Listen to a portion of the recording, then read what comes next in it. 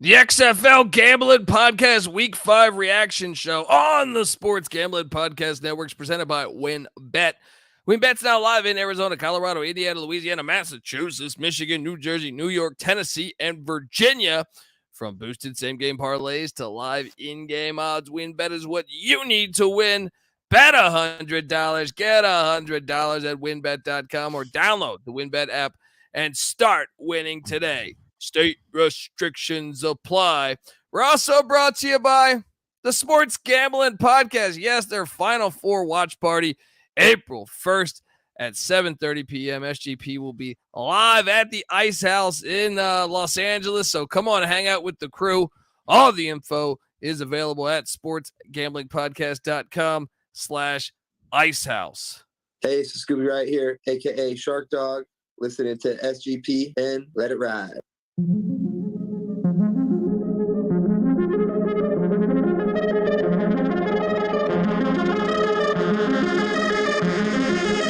this or is this not the XFL? Yes, it is. Do I or do I not currently have a pulse?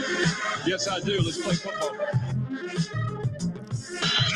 is the XFL. Oh, welcome to the XFL Gambling Podcast Week 5 reaction show. It's been a wild week, and there's currently still a game going on right now. The Arlington Renegades clinging to a 2-point lead in San Antonio against the Brahmas. We're going to talk more about it as that game should go final pretty soon here.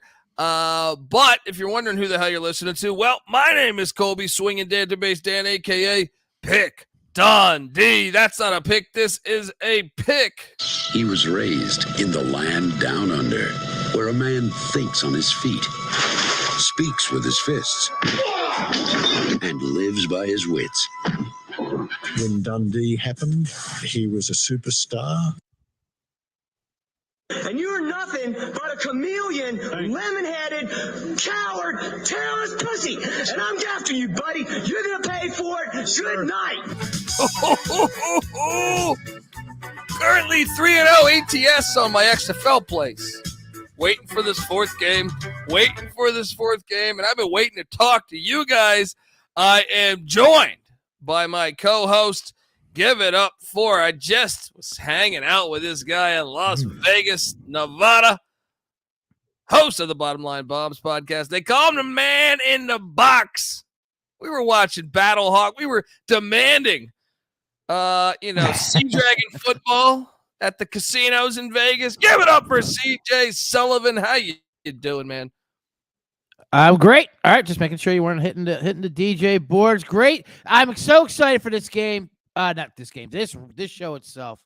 I was just in Vegas with you, Cody, but this is your moment. This is your day. Yes. We got to witness it live. The Danuch in Vegas on Thursday. We told him, madness can happen anytime. Let's get the Danuch taking down Houston and proving Dundee's power rankings correct. Only comes. I mean, it's 23 years in the making. 23 years in the making, and that is CJ Sullivan, and here's the introduction. He's the kind of guy that would drink a gallon of gasoline so he could piss in your campfire. You could drop this guy off at the Arctic Circle wearing a pair of bikini underwear without his toothbrush, and tomorrow afternoon he's going to show up at your poolside with $1 million smile and a fistful of pesos. Oh my God, the quarterback is toast. I didn't mean to do that one. Yes. Yeah. So look, I was just in Vegas for 6 days. So rhythm's a little bit of an issue here. We are joined by third man in the booth. You know this guy. You better be subscribed to the Old Fashioned Football Podcast because he is the host of that. We call him Liquid Lunch here. Give it up for Justin Mark, a.k.a. J Mark. How you doing, brother? Doing good. I'm ready to concede that St. Louis is not better than DC. What else? Ready to give that up to you. What else do you want to say? I'm very curious. I'm very curious because you guys were clowning me a little bit, and I know you were talking Stacking the Money Green and Kramer. I even saw one of Kramer's DMs from Slack where I'm curious the take on the Houston Roughnecks being the top. Are they still your number one team? I guess we'll get to our power rankings, but I feel like Colby's looking for I'm sorry. You were right, and I was wrong. Yeah, just an unbelievable week. And once again, I don't know. We'll hop into it. We'll hop into it. That is the first game to talk about, though. That is the first game to talk about was Thursday night action. Roughnecks at the Sea Dragons. Didn't chart well, but then again, when you're going up that late at night, and also after a lot of March Madness, kind of forecasted that one. You did. I like to say this is the day you were proven right. Where the Seattle they beat you, calling Houston not a fraud, but for the definitely suspect schedule. But even though the Seattle Sea Dragons pulled off the victory of the season, they still went down in your power rankings because they didn't get 300 total yards. True. Your yardage only. Kind of a knock on the Sea Dragons. If you're looking at the yardage thing, although there's a reason why I took the under. Yeah. And that's because they practice against that offense every single day. I figured, I still thought Seattle would get to 300 personally, and they were just a hair short there, but they still were the top offensive team in the game, and obviously made big impacts on special teams. Yeah. And Danuch still, he's still holding on to your title. He did enjoy giving the ball away. Everybody eats. Everybody gets a plate. Defense gets a ball. Offense gets a ball. D-backs, running back. Everybody gets a ball when the Danuch is involved. They had 4 turnovers, and they still won the game. Oh, my God. And he does it at the most unbelievable times, too. The game was over until Danuch said, let's make an ending out of this. He just gives them back the ball, pick, touchdown. Like, what are you doing, Danuch? They never trailed in the game. They never trailed in the game. But they should have won by a lot more. It's like they let him hang around in for sure. Oh, man. That's Danuch. We got Moneyline Mac in the house who says, he's looking to purchase some strippers on his golf cart, which is what he's talking about. A crazy drunk old man that was sitting next to us in Vegas who probably achieved that this weekend if I had to bet. Shout out to an amazing Fortune. Yeah. I mean, Vegas is Vegas, man. Vegas, you get some characters and some rich characters, But I mean, guys, okay. Honestly, I know we got to do our power rankings. Tell me Houston's just not that good. I think they're solid, but the reality is they played a bunch of shitty teams. Now we'll see. I got them losing this weekend in DC, or next Monday, I should say. But I think when you start to get, play tougher teams, especially when you have to go on the road, even though, I know Seattle's fan turnout wasn't like a 90s Sonics game or anything, but it was all right. And the fact that you had to leave and it was still a little cold, I think that played into it some, but really I just feel like they finally played a decent team. I know Reddit or whatever the fuck was coming at me, calling me an idiot. I asked you how you doing right now, and I can't wait. I don't even want to finish it because I believe next week we'll have a similar result. J Mark, what'd you make of this game, and what'd you make overall about the Roughnecks? Well, first of all, pat on the back because all three of us were on the right side of this one. Even though I did have my heart gut fighting each other. Shout out to Nick Fortune. This is why you listen to the XFL Gambling Podcast. His account went from 20 to 100 because of our picks. Yes. Let's fucking go. That's right, Nick Fortune. Yeah, Seattle wasn't only the best offense. I know Houston had the turnovers, but I think that was more on the Danuch giving it to him. I think Seattle was the best defense, held Houston to 0 points through the first 3 quarters, and that's an offense that had moved the ball pretty efficiently. Now, granted, it could have been because of the teams they played, but if Seattle's defense keeps playing like this, they're going to be very tough to beat. They were the best unit on the field, for sure. It was weird. Yeah. It was weird.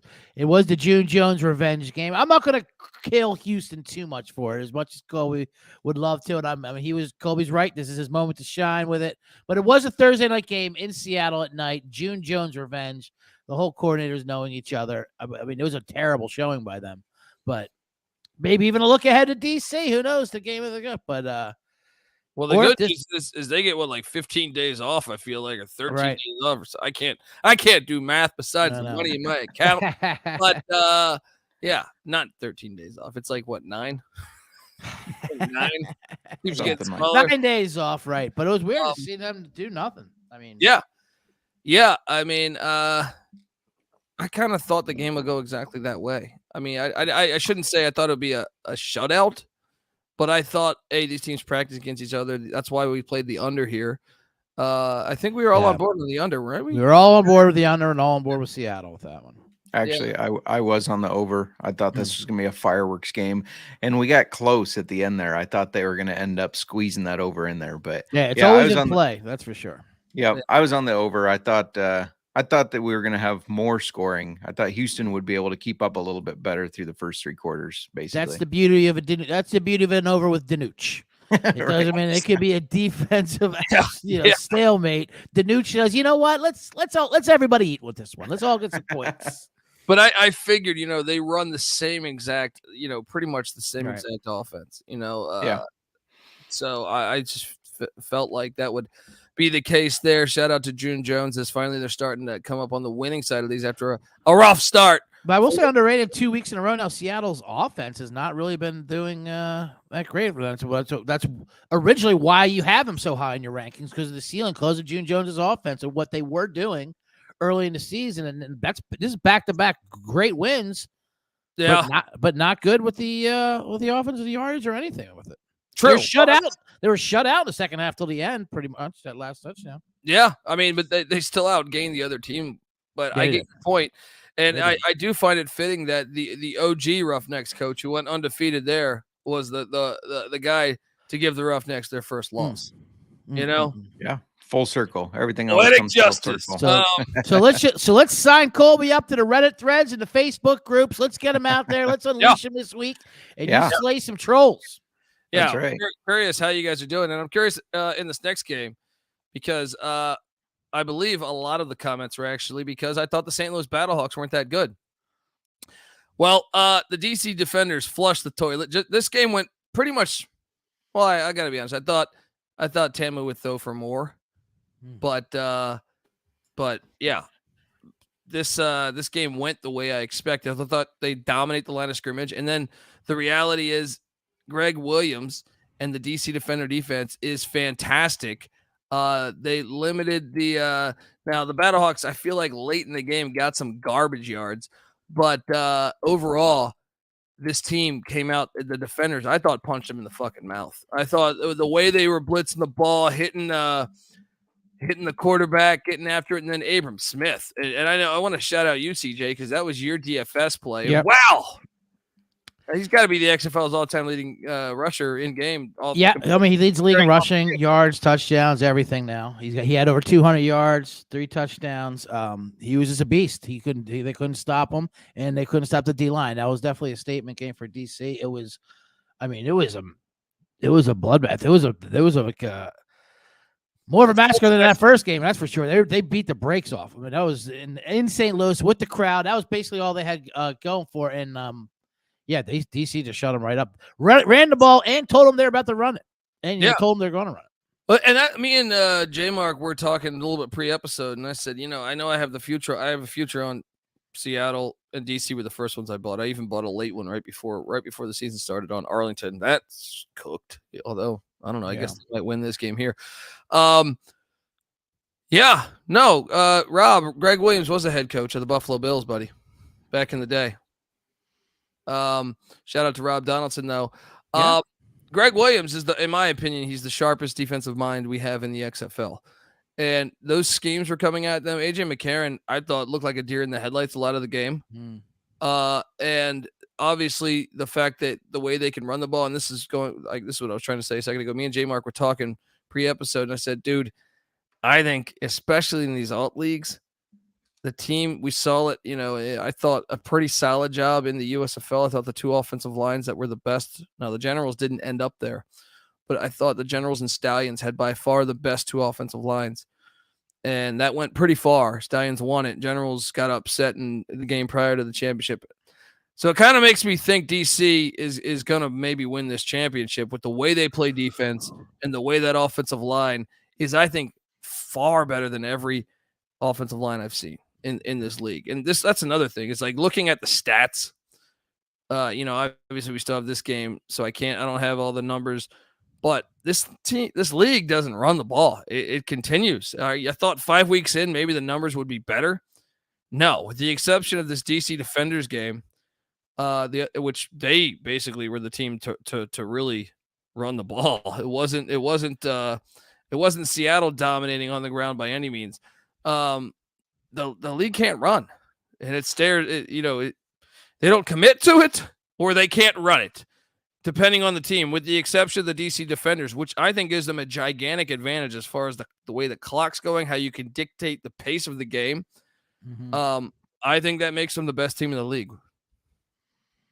I agree. I mean, I agree. Yeah, you have to say they're number one, of course. And as you know, I've been on them preseason with a big future on them, 750. That's looking great. They're now like not minus, but they're about 150. They're the only team, like you said, they're the only team that tries to run the ball, and they average double than the rest of the league. The league, I think, averages 77. They're averaging 150. Probably definitely went up after last week. But yeah, I mean, and like you said, because of time management and timeouts are so important because of the way the clock runs, and to watch teams burn these timeouts not unnecessarily. Like, you need it the way the clock runs, the way the clock runs, the way it runs the clock in this league. And yeah, I mean, if you want to say there's a flaw in DC, might be their passing attack, obviously. So if they are down, we will see something different. That's why it is a big game next week, obviously, versus Houston. We've never really seen DC down by 14 or so, and see what happens then, you know? And that's what we were talking about too, though. But it's like, it kind of reminds me of, like the Ravens back in the day with Ray Lewis. It's like they never got down because the defense is really good. I mean, yeah, they got down 3 points or 7 points, but you can come back from that.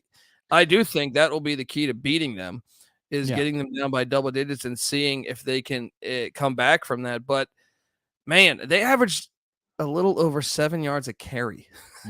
I know. I mean, that is domination. And that's almost getting a first down. You're almost getting a first down on every rush. J Mark, what'd you make of this game?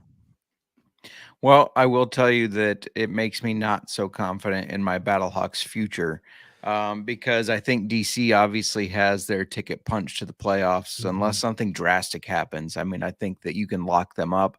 And like we just said, talking about the last game, Seattle's playing so much better than they did those first two games. Their defense has stepped up. It's going to be close, but it makes me really nervous for my Battlehawks future for sure. Now, after Seattle went down 2 games to be 0-2, I did grab them at 7.5 to 1 just to kind of cover my bases. But it's hard not seeing this be a DC Houston matchup in the championship. Now, I think your St. Louis ticket will still be alive if they claim they are residents of Texas, and if they can get in, and if they can get in that division somehow, because that's an easy path to the playoffs. Other than that, they're going to be in trouble. Can we trade Orlando for St. Louis? Right, get in there. Why can't St. Louis be in the Texas division? Give us Orlando. Who cares? And I do believe they were saying, how could I not have the Battlehawks higher up? What drugs am I on? I'm on all of them. All right? They wanted our drug dealers. Yes. And your sobriety is the reason why you don't know the Extreme Football League. That's what I say out there, because, man, dude. And I think this is going to be, I'm sorry for your Battlehawk ticket. I think that's a blueprint. Now, the question is, does anyone want to commit to the run that much? I'm shocked, by the way, guys. I really am, that you have 8 teams. And like I said, comparing it to the USFL, where the USFL kind of just figured out, like, after week 2, they're like, we need to run the ball more because the quarterback play is not great. and I'm shocked that you have really 7 of 8 teams, in my opinion, that are just hell bent on passing the ball every game. And I don't know what it will take for some of these teams to maybe consider, maybe they'll watch the tape of the Battlehawks and say, hey, their run defense is terrible. Let's get after it. But I don't know. I'm still shocked that no one attempts to run the ball or can run the ball successfully in this league. J Mark, do you think that will change over the next couple of weeks? For some of the teams, yes, but not all of them. I think all of them are going to, some of them are going to continue to be these pass happy teams. And part of it is because I don't feel like the running backs are that good either. I know the quarterbacks have been terrible, but, and maybe it's not the running backs, maybe it's the line not creating space for them. But it seems like most of these teams are running the ball very inefficiently, and that's why they're not doing that either. Well, that's why I think DC will probably never go down unless they, like, by a big number.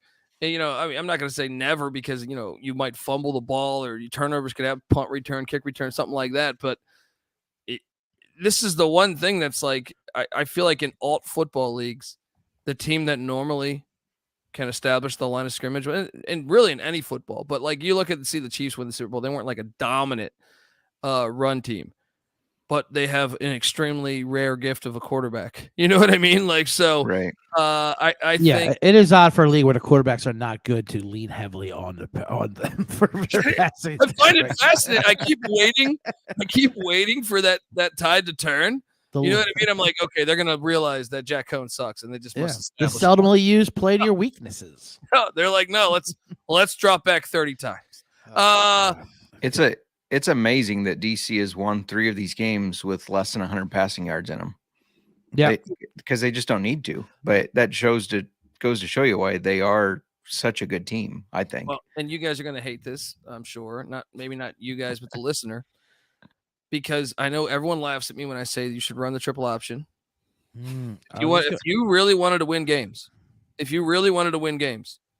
in a league that does not have a lot of NFL defensive talent, you should be running the option. You should be even if it was the speed option. But any like to me, I can tell they're not trying to like. If you're the Brahmas, you should scrap everything and do it because. Can we get a veer? Anything? Can we, a wing tee, maybe a Delaware wing tee? Can we throw a toss at them? There's a reason why those offenses have been successful for fucking 100 years. Yeah. You know what I mean? Like there's a reason why. This isn't rocket science, but it's certain teams are in denial about doing this. I would run the speed option, dude. I mean, look, this is why I also made the case that why would you get a lawn chair quarterback? Like to me, if I'm one of these leagues and I could go sign even Quentin Flowers or someone with some mobility, that strikes more fear in their defense. I like that DC has that, even though DC hasn't been great at passing. The fact they have Tamu, the fact they have De'Aaron King, they have an option where you have to fear it. You have to fear it just enough, and you also have the option of them. They run a lot of option read out of the gun. Yeah. So, and I think that is another thing. It makes the defense freeze for a second. It's just another thing you got to be prepared for. So it just doesn't make sense to me why more teams aren't trying to do this. I don't know if there's orders saying like, hey. Yeah, I'm sure there's a lot of things coming from above that say, listen, we need ratings. I mean, we know what ratings are and what TV is. The Rocket is divorcee, business partner. They're calling the shots from up top, and they said, spread it out and throw the ball. I don't care if you are Jack Cohn. But look, I'm just saying, if you put me as head coach, I'm trying to win. I'm doing that. And J. Mark Everett Withers was the head coach of JMU in 2011. He's currently Temple's assistant head coach. All right, look, before we get to the next game, I want to tell you folks out there that the XFL Gambling Podcast on the Sports Gambling Podcast Network is brought to you by WynnBET. Yes, WynnBET is the official online sportsbook of us. And WynnBET's now active in Massachusetts and a ton of other states. And be on the lookout for the WynnBET Win Hour each Thursday from 5 to 6 p.m. Eastern Time. During WynnBET's Win Hour, marquee games of the week will have better odds on WynnBET, basically giving you a better and larger payout opportunity. And March Madness is here. There's so many ways to bet on the big dance. Sign up today. Receive a special offer. Bet $100, get $100. Limited to state availability. And, of course, for our G-Gens only, if you hit the biggest long shot parlay of the week, you get $1,000 free credit. That's fantastic, right? There's so much to choose from, and all you have to do is head over to WynnBET.com or download the WynnBET app. Offer subject to change, terms and conditions. WynnBET.com. Must be 21 and older. Present state where WynnBET is available. Or you or someone you know has a gambling problem, call 1-800-522-4700. We're also brought to you by the Sports Gambling Podcast Final Four. Yes, the Sports Gambling Podcast guys are going to be hosting, including myself, a Final Four watch party at the historic Ice House in Pasadena, California. Saturday, April 1st at 7:30 p.m. Get all the details, sportsgamblingpodcast.com/icehouse. Also, we're brought to you by the Sports Gambling Podcast Masters. Yeah, looking to hang out with Sean and Ryan at Stadium Swim in Circa and watch the biggest golf tournament in the world. You can win a 3-night stay at Circa, Las Vegas, that is, to hang with the guys. The contest is completely free to enter. Just go to sportsgamblingpodcast.com/golf party. And if you don't win the contest, you can still get a discount on your room using the promo code SGP15. Let's go. All right, we are back talking extreme football. As currently the Renegades have a 2-point lead with about looks like 26 seconds. 26 seconds, maybe 27, I think, if they look back on this. So San Antonio are going to get one more chance. All they have to do is get in field goal range. We'll see. I'm reluctant to believe that because Jack Cohn cannot throw past 5 yards. Where is Jack Cohn in there? But they told us he was out. They didn't start him, and they keep bringing him back. What have we done to deserve this Jack Cohn punishment week after week? And the Sunday night game, I can never get correct. So looking like I'm going to go 3-1 here again. Still 27 seconds, but they did put that 1 second back on the clock. But before we talk that game, this is actually the third game is the game I probably got the least amount of eyes on here. And that's because I was watching a heavy dose of college basketball. That was the wait. No, this was my game. This was my game of the week. The Vipers. This was Guardians. the Cashman Field. Yeah, I was also flying. All right. The Guardians, they were. You left town as soon as this was kicking off. You said, "Get me out of here." I should have went to this, but look, you're in Vegas 6 days. It's just foolish. Guardians at the Vipers, and man, I said Luis Perez's stat sheet looked fantastic. Vipers win 35-32. They get it done, guys. I didn't watch this game, so J-Mark, CJ, tell me, or I guess J-Mark, you first. Tell me what happened. Quentin Dormady came in. He's no longer selling plays and looked really good. Like looked competent and like he could be the leader of this team. It looked way better than Paxton Lynch, which it's not hard to do. But this was a back and forth thing. Honestly, I think Orlando should have won this game. If Dormady had, I thought the same the week before. Yeah, if Dormady had played the entire game rather than them having Lynch in there for that first quarter, I think they would have won this game. It's a bit of a slap in the face to my Vegas Vipers and my Perez stack there and Bidet stack. By the way, huge DFS day for my team. I was still in it going to this tonight, but anyway, Paxton Lynch. Where was the news update on this, J-Mark? That fucking Dormady's not only back on the roster, but he didn't sell plays. He's back. They got lawyers involved. Part of my handicapping of laying to 7 was that I was going Paxton Lynch and Francois on this thing. Next, I'm watching Dormady light up the damn game. 22 of 25 for 10.5 yards a completion almost. 50-yard bomb to cover too with like 30 seconds to go. It was incredible. By the way, Marquette King just had an unbelievable punt. Did you guys catch that? Yeah, I did. At the 1 yard line, bounced backwards. Yeah. So the Brahmas 90 yards away from the pay dirt. But did he celebrate that? Well, I was gonna say I didn't get to see his celebration. The cameras didn't show that. Damn it. No, but this game going back to the Guardians and Vipers. Still, I mean, both teams barely over 200 yards rushing, and I mean, Orlando just can't run the ball. They might be one of the worst offensive lines in the league as well. Rod Smith got it going for Vegas, 18 for 62. 3.4 yards a rush. I mean, he got 2 touchdowns. But I mean, how about Luis Perez looking fantastic? He looks incredible. He's the best quarterback in the league now. Yeah, he's amazing. So what's going on with Huntley? Is he's just injured then? No, he was dressed up and ready to go, but Perez is just running that offense more efficiently. That's the only joy I get in saying that Perez looked really good is that he supplanted Huntley. Yes, Huntley. He displays Huntley he's the play alone. $200,000 man, though. You know? Right, he's doing like what AJ McCarron would have been doing in the NFL, holding the clipboard but being paid some money over everyone else in the league. He's the highest paid clipboard holder in the XFL. I'm sorry, guys. I'm watching this game while it's going on. Jack Cohn is so bad.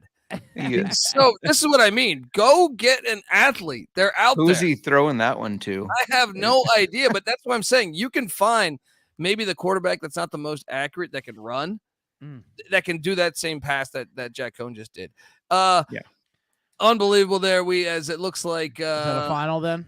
Not yet, but J-Mark's about to cash. We got 9 seconds left. They're 90 yards away.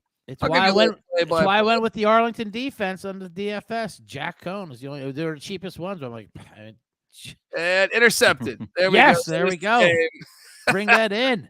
as I'm trying to Jack crack Cohn. that top 100 out of 5,000 this week. Huge DFS week. I can't believe Nice. Arlington's 3-2.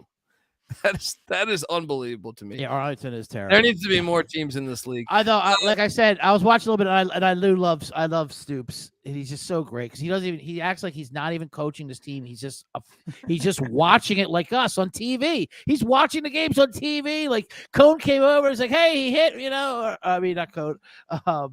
What's Slaughter. who's the quarter? Slaughter. Yeah, Slaughter. Yeah. Kyle Slaughter came over and he's just like, "Coach, they hit me in the face. Have them review it." He's like, "We saw it. We heard the announcers. The announcers said they did nothing doing. So whatever. Relax. You're a Move spring on. league quarterback. Right. All right. Focus Listen- on not throwing another pick.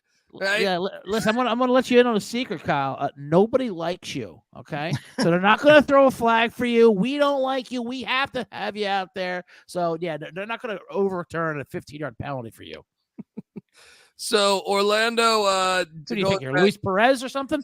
going back to the Orlando game. Orlando had 364 yards of offense. Vegas did actually beat them yardage-wise, 392 yards. Vegas' offense looked great. Yeah. Mark, first of all, saying they would have lost if Against Dormady Orlando. played. I know, but I'm saying they wouldn't have lost the game just because if Dormady played the entire time. I'm not saying Vegas is a good team. I'm just saying they should have won that game, and they did. Well, I'm so interested to see your guys' power rankings here in a minute, but I guess we should talk about And my over in that game was the lock of my lock, by the way. It was. I do True. want to stress that. we should talk. Oh yeah, there you go. Stress that. Let's I was stress picks, please. I want to stress a winner and stressed out. Should we start talking about the Brahmas being the worst team in the league? 181 yards of total offense at home today, and I was disappointed by their fan turnout. I don't know how was Vegas all right? Did they show up? Yeah, they had a crowd. They had, I mean, They had It was- 6,000 some, I think. yeah, but they It only holds 11,000 though. So and half of them were just wandering in from the March Madness, from the strip for the March Madness. They had no idea they were even there. They are there thought it was a- strippers here? Yeah, I thought it was a viewing party for the UCLA game. That's the thing here. So, I mean, I was disappointed. Like, part of my handicap on taking San Antonio to beat Arlington was I remember the AAF crowd with the real Commanders, and they were awesome. They were a lot like St. Louis's crowd, if not even better, from my recollection. And they played it at the same time that the XFL did, so it wasn't like a later like USFL. But I don't know what it is, but I was disappointed by the crowd tonight, and I thought that was my real handicap. I mean, I think Arlington's terrible, but here's Arlington 3-2 now, and San Antonio's 1-4. This is pretty shocking to me that we're gonna have. I have a future on Arlington, so I should be happy. They're gonna end up in the playoffs, I think. But this game they have 253 yards of offense, which all right. I will say we were all on the under in this game, though. That was correct, right? Yeah. 12-10 final. 12-10 final, 22 points. Ooh, and if you didn't like this 12-10, you're not going to like next week's 12-10 because they're running it back in Arlington next week. Same teams. So, well, I mean, Slaughter, and he didn't do great. 14 of 26, 148, 5 yards of completion, 1 pick. I mean, and by the way, I thought he should have got picked a couple other opportunities, but Yeah, he did have a couple drop but picks. hey, they got it done. I think they're better. I think they're going to beat them again next week because I do think the offense has a little more pop, especially if you're telling me Jack Cohn is their starter. I do think Arlington might have a little bit of a better offense. Guys, what'd you make of this matchup? CJ, what'd you make of this one? It was ugly. That's all I can really say about it. And I mean, I guess you can say Arlington was slightly better on offense. Cohn had a terrible pick. They were about to score to go up 2 scores there. It was in the corner in the end zone. Right, he picked it off at the 2-yard line, and it was I mean, it's just ugly. They outgrudged them. They out uglied them. But Cohn was worse. Slaughter wasn't that bad. He did get beat up around, but like I said, like no one cares. You have to earn those things, and no one likes Slaughter. No one likes Cohn. And Patrick looked good. I'll give him that. Fine. I mean, I don't understand why they don't feed Patrick 15, 20 times a game, like we were saying. I mean, obviously it has to be with the offensive line, but he's continues to do. He's my Earl Campbell 2.0 CTE be damned, leading with the head and just knocks people straight back. He was great. You know, some of the running backs were great. Even Kyle Ballage. Is Cohn the worst quarterback in this league? It's tough. Yes. I think he is. He did have, you know why Cohn's so bad? You know why he is the worst? Because he fooled us with those first 2 games. And so now he's giving him a longer leash than he deserves. You know, so we have to endure this because of those first 2 games he had. Yeah. I mean, I don't know. I'm pretty shocked. I thought the crowd turnout would be better. I thought that would send it home for me. Nice cover there. J Mark was right on this. J Mark was right on that. And shout out to XFL Jim. Great guy. We've been to XFL game together. All right. Shout out to the Los Angeles Avengers. Rest in peace. No, Wildcats, not Avengers. Avengers was a fucking arena football team. Wildcats. There we go. All right. Well, look, let's power rank these things before we get out of here. I'm going to let you guys go first because I'm very curious, and I'm I like to dive into my my ego, and just curious. J Mark, who's your number 1 ranked team in the XFL? Just real quick on that last game, Sinnott looked like his ankle was pretty injured. I don't think he'll be back by next week, so we'll see more of Cohn. And then Kenneth Faro, the running back for Arlington, who actually looked like the better running back over Davion Smith, got injured as well. I don't know if he'll be back next week. So just some injury updates there. Number 1, you got to go with DC. I don't know how you can't after that performance and how they've looked. You have to. Yeah, their ground attack. I mean, CJ, who's your of course, DC number 1, and I think that was definitely the most impressive victory of the weekend, low key. Even though we were all excited for that Houston-Seattle matchup, also DC St. Louis was 1A, and DC winning in St. Louis like that, and having AJ McCarron's kids having to watch him lose for less money, it was just a devastating loss for St. Louis backers and tickets and Coach Tony Meatball. But DC looked great. You got to have them number 1. Best offensive line, best defensive coordinator. They look like just a well-rounded team. Even when they've had to pass, not necessarily would say they had to, but in a couple games, Tamu has looked all right, good enough, especially in a league that has quarterbacks like this. I think you got to have the defenders number 1. They host the Houston Roughnecks on Monday night. We got Monday Night Football next week, folks. Hell yeah. Wow. Then for me, number 2, well, no, I want to hear your guys' number 2. Let's go. J Mark, go. Seattle. Their defense has improved, and they've been the best offense all year, even if they haven't put up as many yards these past 2 games. They're still a great offense. So, yeah, Seattle's my number 2. CJ? I'm actually going to go with Houston still, number 2 as my ranking. That's a classic troll power. They just lost to them. How could you do it? Take the full body of work, and like I said, Colby, no yards for Seattle last 2 weeks. If anything, they plummet.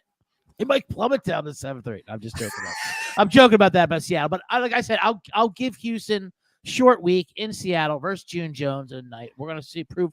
They're gonna. I bet they do have a big bounce back versus DC. I want DC to win, but we'll see. I'm not ready just to discredit what Houston did for the first 4 weeks because of that. I am.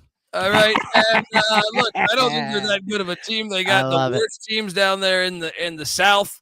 And I think the Seattle Sea Dragons are the second best team. And I think you can make a case if Danucci doesn't fumble the ball at the 1-yard line, you can make a case they're maybe the best team in this league. But I think you got to have those 2. I think you got to have those 2. The Roughnecks are living rent-free in the South with a bunch of shit football, playing FCS football down there.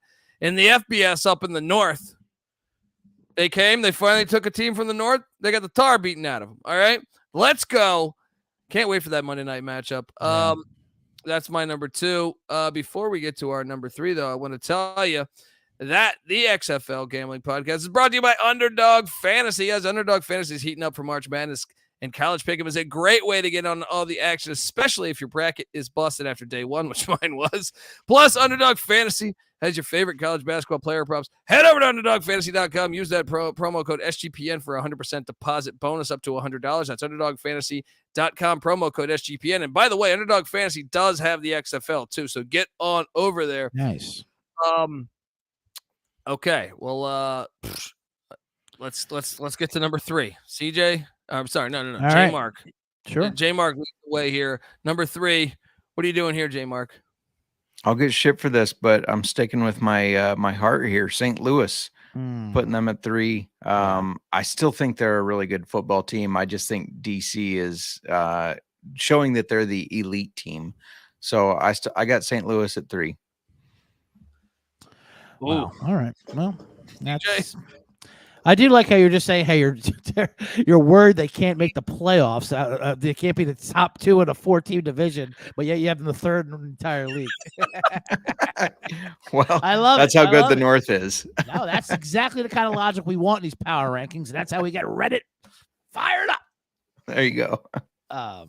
Real quick, I see it is the comments we're talking about. Everyone just discrediting Houston. XFL Jim says Brandon Silvers is maybe who they thought he is, and they did lose Kirkland in that injury early in the game. But Terrell Harris, Terrell Harris wasn't bad. That was their number 2 receiver. So I don't know. Silvers kind of look good. Anyway, where are we at? Number 3. Well, Sea Dragons, of course, is for me. Not only because we love June Jones, our offense. I'm a little worried about how the offense hasn't been good the last couple of weeks, but their defense is come out of nowhere, and they are one of the best units in the league. I mean, they're like J Mark said, if their defense is anything like that going forward, and then their offense, we know the offense with the Danuch giving his family balls out, it'll right the ship eventually, just because that's what they're going to do. So if that defense stays like that, yeah, they're going to be a problem for sure. Yeah, I got to put the Roughnecks. AJ Smith is still a June Jones guy, and these leagues, I think anyone that can get the offense going smooth, which I think I talk shit about the Roughnecks, but I still think they are the 3rd best offensive team in this league that I can count on. And Wade Phillips is still coaching their defense, so I think there's a little bit of credibility there, and they should continue to dominate the South. So yeah, give me them as my 3rd team. 4th, J Mark, where are you going? Houston. I mean, you laid out why they are a good team. The reason I have St. Louis above them, aside from the fact that I am a Battlehawk fan and I'm hoping my future ticket pays off, I actually think they run the ball better. I think St. Louis can run this ball better and just be a little bit more balanced. And we saw Seattle, if you can shut down that passing game, they can't move the ball very effectively. Houston can't. So that's why I dropped them below St. Louis.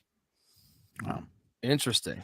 CJ, where are you going here? I have St. Louis 4. I think they're the king of the mediocre teams of the league. There's a top level team. There's mediocres, then there's the bottoms, and St. Louis is the king of the mediocre. Everything about them is mediocre, from their mediocre city, their mediocre region, their mediocre fans, Coach Rebuild, AJ McCarron. Everything is just painfully mediocre. And but they surprise and disappoint me at the same time. They surprised me with the Seattle win. And then I was really disappointed in their effort, actually, to be honest with you, versus DC at home in that revenge spot. And I thought they were closer to the talent level, and they weren't. That was embarrassing. But I'll still put them at 4 from their record, even though they luck boxed even those first couple. I know. I agree with you. I'll put them at 4. Right. If they play Vegas tomorrow, I think I'm taking Vegas. I mean, I'll tell you that right now. I think I'm taking Vegas if they were to play tomorrow. But give me the Battlehawks at 4, and I think I just answered who I have at 5th with Vegas. But J Mark, who do you have at 5th? Arlington. Fuck Vegas. I've been on that train this whole day. They barely beat the Guardians. The Guardians suck. I think the Arlington barely beat. Arlington won 12-10. That's fair. That's fair. I just think this Arlington defense is too good to drop them below Vegas. Vegas can't stop anybody, whether it's, I guess they did kind of stop Lynch, but couldn't stop the playbook selling Dormady. So I have Arlington next in my 5th spot. CJ, who do you have at 5th? I have Vegas 5. Come on. This is a different Vegas team with Perez in there. They're running and gunning. Don't forget they almost beat Seattle at home, and they needed a Josh Gordon 4th down conversion with a minute to go. And Orlando only got that cover with another. They do like letting those Hail Mary backdoor covers and losses, that's for sure. But no, of course they're not a great team, but they're on their way up. That's like Dundee said. They play tomorrow. I'm taking Vegas. I mean, we were just there. The city was a buzz about the There was. I was in the shitter, and someone in the shitter next to me said, the Vegas Vipers are a team to watch out for. And that's all the buzz I heard. A lot of buzz. Sweetie, Grant, they were happy. Geronimo got involved. I mean, Perez has got to whip it. I wouldn't want to face that. Yeah, I agree. Okay, who's your worst team in the league? I have, to me, you ready to get crazy? Yes. I'm actually not going to take Arlington. It's San Antonio. Houston moves. Orlando's still better. I don't care about the records. Orlando can move the ball better. They're a better team. Yes. Orlando's had a tough schedule too, to be honest with you. So I have San Antonio as the worst team in the league. J-Mark, who's the worst team in the league? Did we jump from 5th to last? I also have the Brahmas as last. I'm sorry. We didn't name 6th. I'm sorry. I thought we were at 7th, so I was like, but I got to get out of here. So 6, 7, 8, just to call them the Texas trios. San Antonio and Arlington, you can split the difference between those mops. And then it's tough to get Orlando out of last place just because obviously they haven't won yet. But this team with Normandy, I mean, my mind is still blown that not only is he back on the team, it's false accusations of selling playbooks, and now he's on the field. He's whipping the ball around. And he's the best quarterback. And he's the best quarterback they've had the entire time. And he's never played. What the hell's going on down there? Yeah, exactly. A lot of what the fucks are going on in Orlando there. Jesus. I go. So my final 3 then. Yeah. All right. I'll put Arlington as the best of the 3, even though I tend to think they suck ass. 2, Orlando, and final, I'm going San Antonio. Jack Cohn, get out of here. J-Mark, your final 3. Yeah, Vegas, Orlando, San Antonio. There we go, folks. Wednesday we'll be back to preview week 6, preview and picks. I cannot wait for the what we got set up. Obviously, like I alluded to earlier, the Monday Night Football matchup is huge, and then so next week schedule Seattle at Orlando. Oh, beautiful for my future. St. Louis at Vegas. Guess what, guys? Ooh, Cashman Field's gotta be rocking. I can't wait for that game. That's the J-Mark comeuppance game. St. Louis at Vegas. I can't wait either. San Antonio at Arlington on Sunday. And then Monday Night Football, the Roughnecks at the Defenders. Folks, make sure you check out all of our feeds here. All right, the Bottom Line Bombs podcast just went live. CJ does great work over there. Also, check out his stand-up comedy. He's a very fucking funny comic. All right, give him a follow on Twitter at CJ_Sullivan_. Check out all of his work. Also, old-fashioned football. Yes. You guys doing more draft stuff? What are you doing, J-Mark, over there? So right now we're covering the free agency and how that affects everybody. The guys that went to the new teams, the guys that are on the old teams, just everything. We got a huge guest on 4/4 when we launch to our own feed. So check that out. Oh, there we go. All right, folks. And check out the college football experience, the college basketball experience, the USFL Gambling podcast, and the college baseball experience. Also get the SGPN app, which is free to download in the App Store and Google Play Store. Grab all of those, and excited to come back on Wednesday and pick out some more winners. Another 3-1 week for your boy Dundee. Fucking final game. I can't get those Sunday night games right. But anyway, this is the XFL Gambling Podcast. You better start thinking about yours. And we out of here. X marks the spot. X marks the crossroads. 2 straight lines. lines crossing over in the middle. That's the letter you must see to find the treasure or the clue or the X-ray machine that's looking right inside of you. X is the letter without which one could not do. X marks the spot. X stands for danger. Yes! All right, guys. All right. You going on hoops right now? You should Yeah, plug right now. that. Yeah, I should. Awesome. Yeah, I didn't think about that. That's he doesn't need it. Fuck him. I'll watch it. Is that Saga game over? Did they win? Yeah, dude. I thought Timmy got away with a nice, huge hook, but I didn't catch the whole second half, so I can't. Zag's thought- won though. Most pivotal bucket of the game. I thought Timmy got away with a hook, but yeah, Zags did win. So That was goaltending too, right? That fucking that. I thought so. I mean, Yeah. come on. Yeah. Are we still live? Oh yeah. Oh yeah. Oh, yeah.